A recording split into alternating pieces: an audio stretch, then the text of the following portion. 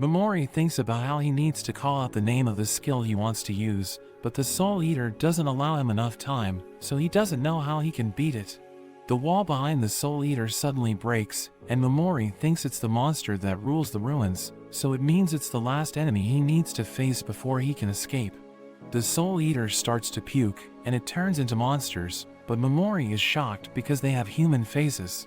He realizes the Soul Eater is showing him how the people reacted before they died, and it enjoys seeing his reactions.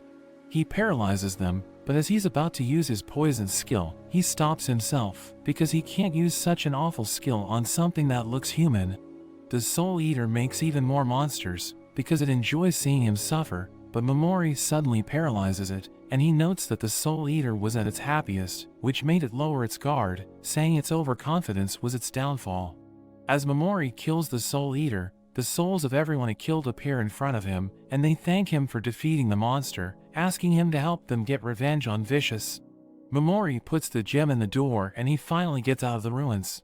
Meanwhile on the surface, we see Omada chasing after a wolf, but Takuto easily blows one up with his Dragonic Buster.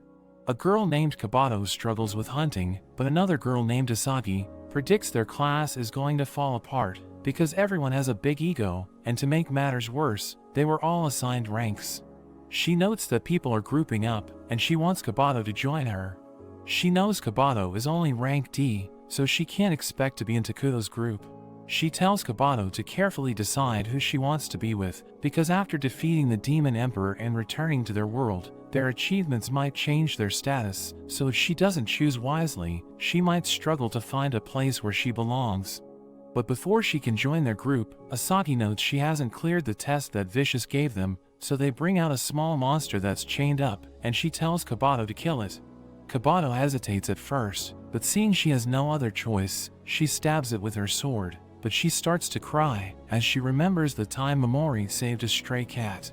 Ayaka goes to meet Vicious, who acts like she's sad about what happened to Memori, but she mentions it was a ritual that needed to take place.